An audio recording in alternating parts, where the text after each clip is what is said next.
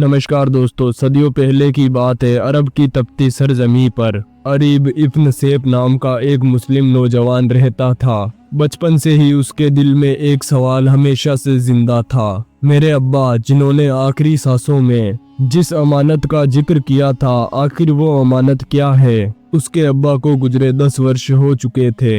एक दिन अरीब को एक पुराना चरम पत्र मिला। उस पर बस इतना लिखा था, जिसे खोजने निकले हो उसे अल्लाह की राह में पाओगे, और सब्र और यकीन तुम्हारे असली हथियार और साथी होंगे। इसी अमानत को तलाशने के लिए अरीब ने सफर-ए-तालिश शुरू किया। उसका साथी था बुर्राक, उसका सफेद तेज तर्रार घोड़ा, जिसकी चाल ऐसी थी कि रेगिस्तान की आंधियों को भी पार कर ले।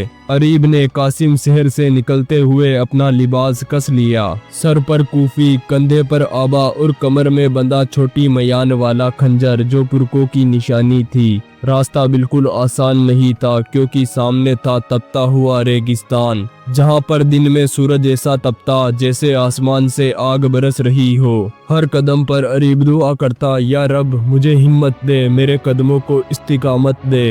अरीब के सफर को 3 दिन हो चुके थे और तीसरे दिन उसका सामना हुआ एक भयानक आंधी से। वो आंधी इतनी तेज थी कि इंसान क्या, मजबूत खजूर के पेड़ भी टूट जाए।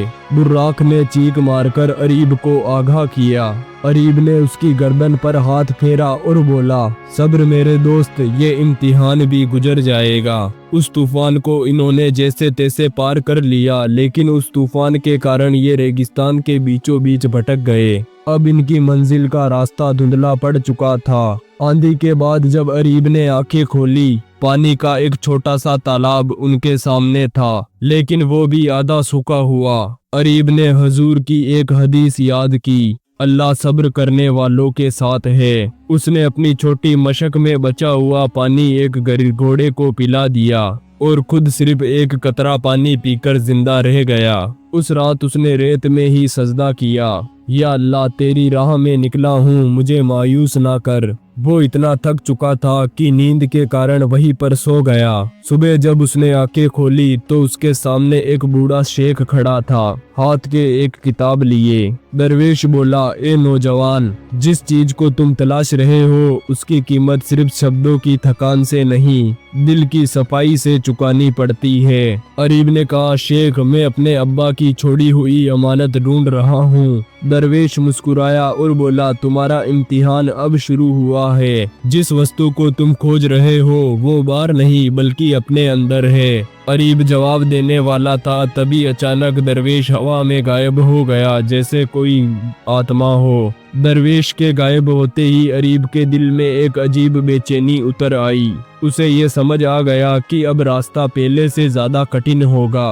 अरीब और बुर्राक कई दिनों तक लगातार आगे बढ़ते रहे। तब उन्हें रास्ते में एक खौफनाक जगह मिली, कलगहा पहाड़, जहां से यात्रियों के जिंदा लौटने की मिसाल बहुत ही कम थी। आगे का रास्ता इतना खतरनाक था कि नीचे गहरी खाई और ऊपर तंग तीखे पत्थर। बुर्राक ने धीरे से अपना सिर हिलाया, जैसे कोई सवाल पूछ रहा हो, क्या अल्लाह पर यकीन अभी भी बाकी है? बुर्राक ने यह सवाल पूछा। अरीब ने उसके कान पर हाथ फेरा और धीरे से कहा, अल्लाह हमारे साथ है। कदम कदम पर मौत साथ चल रही थी, लेकिन अरीब का ईमान डगमगाया नहीं। अब अरीब और बुर्राक के सफर को 41 दिन हो चुके थे। उनके पास जो थोड़ा सा पानी बचा था वो भी खत्म हो चुका था। अरीब को अब ये महसूस होने लगा कि हमसे मौत अब कुछ ही कदम दूर है। उसने अपने घोड़े की आंखों में देखा, बुर्राक की सांसें भी भारी हो रही थी। अरीब ने खुद को धूप से बचाने के लिए अब्बा उतारकर बुर्राक पर डाल दिया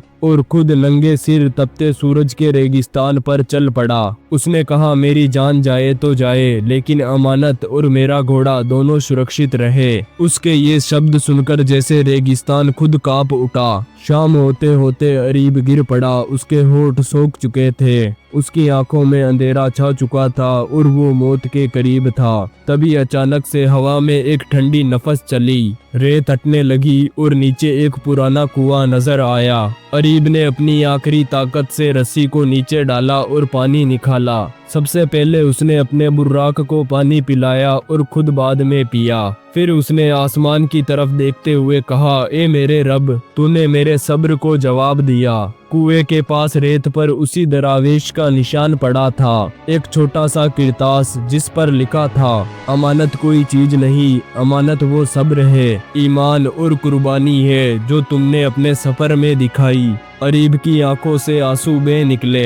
अब उसे समझ आया कि उसके अब्बा ने जिस अमानत की बात की थी वह वास्तव में इंसान की रूह और उसके इम्तिहान की मिसाल थी। अरीब वापस अपने शहर लौटा, लेकिन अब वो एक नौजवान नहीं रहा बल्कि एक रूहमंद इंसान जिसने रेगिस्तान में सब्र, ईमान, इम्तिहान और खुदा की हकीकत को पाया था। अब लोग उसकी मिसाल देते और ये कहते, ये वही अरीब है जिसने अपने इम्तिहान में खुदा को पा लिया। शुक्रिया। अगर आपको ये स्टोरी पसंद आई तो चैनल को सब्सक्राइब जरूर करें।